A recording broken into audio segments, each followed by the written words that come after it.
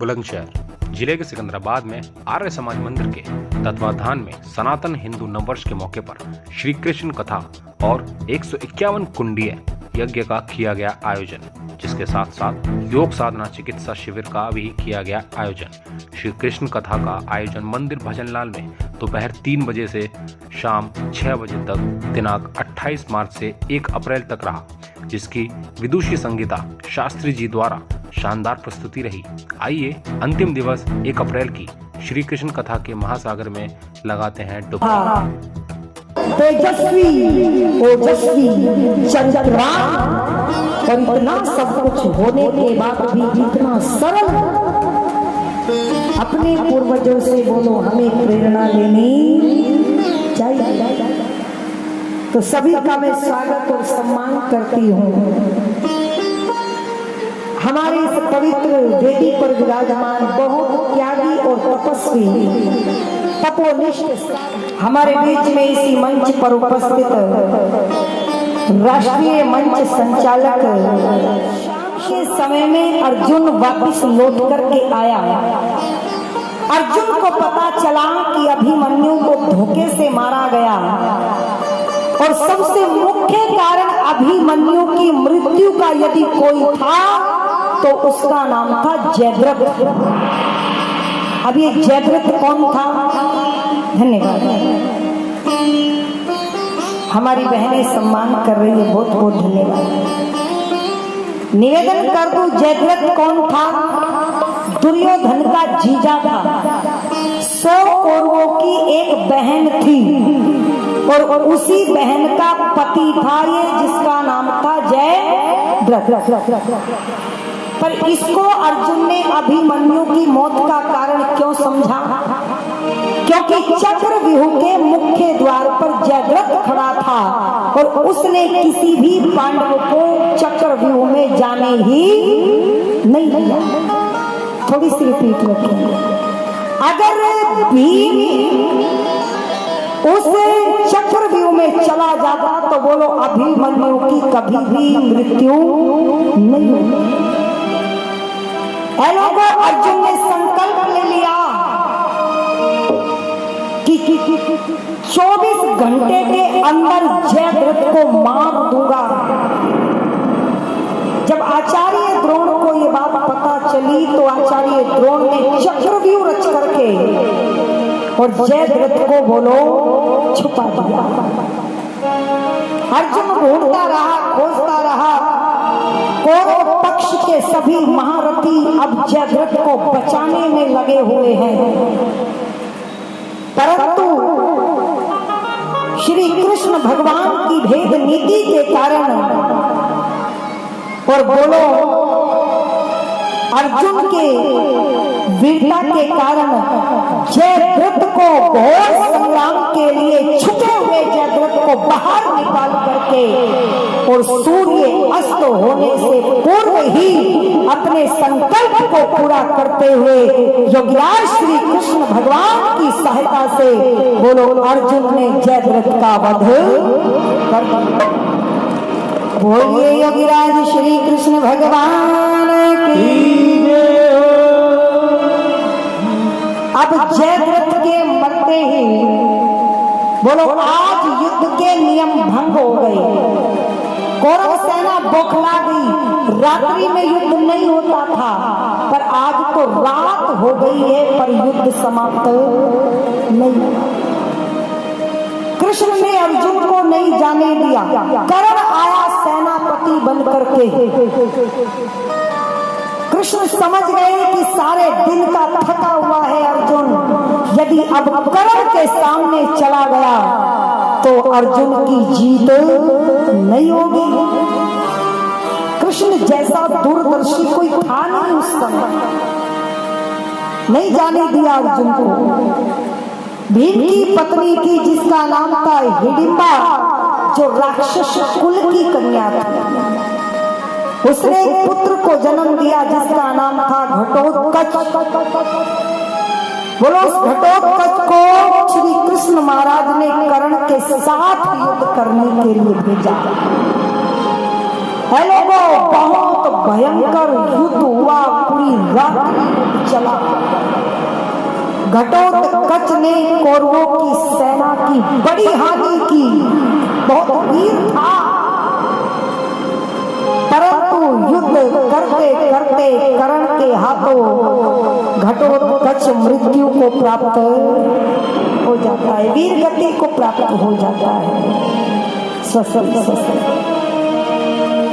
निवेदन कर दूं आपके बीच में, घटोत्कच के मरते ही, कर्ण के जाते ही अगले दिन सेनापति कौन बन करके आया? आचार्य द्रोण, क्योंकि पूरी रात कर्ण ने युद्ध किया था। जब आचार्य द्रोण सेनापति बन करके आया, कौरवों की सेना का भारी नुकसान हुआ।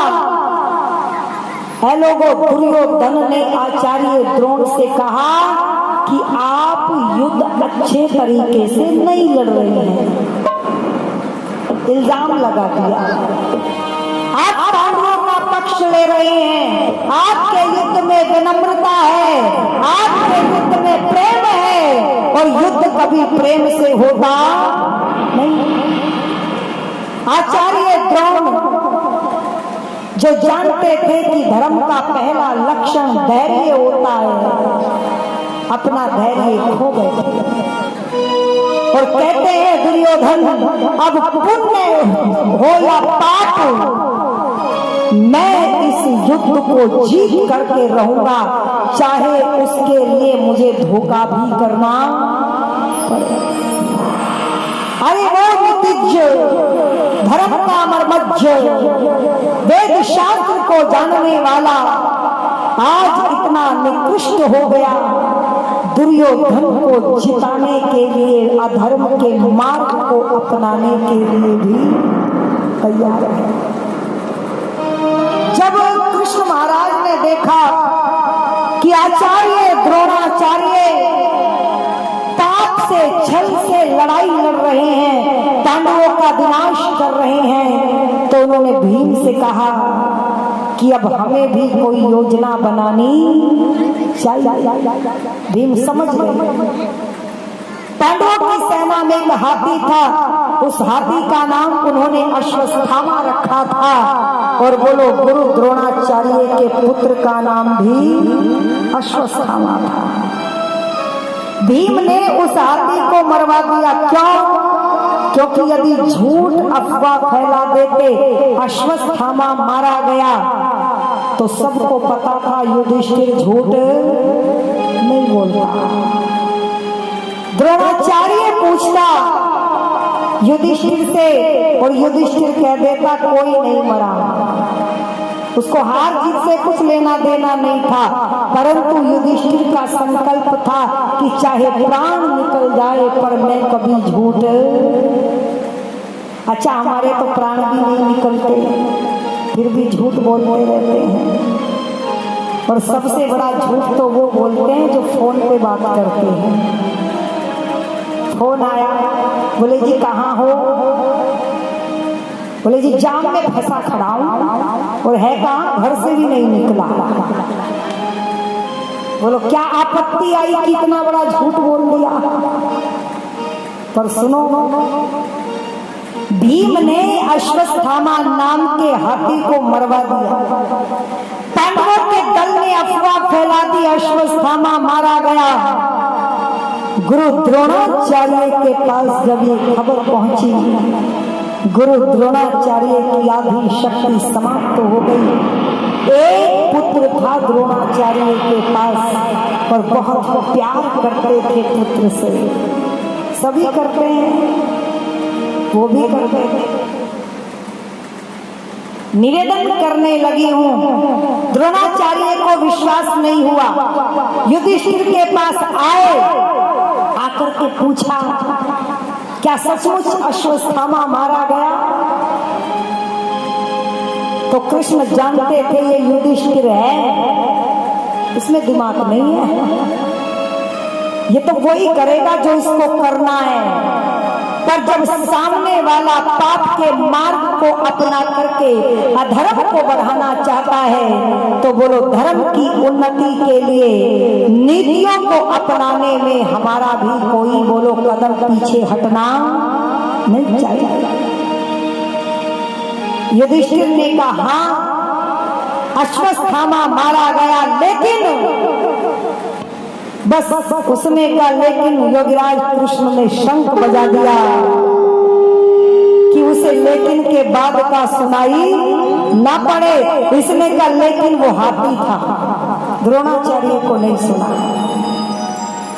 लोगों जब युधिष्ठिर के मुंह से ये बात सुनी, अब तो गुरु द्रोणाचार्य की भुजाओं का बल समाप्त हो गया। लड़ तो रहा था द्रोणाचार्य, परंतु अब शक्ति नहीं।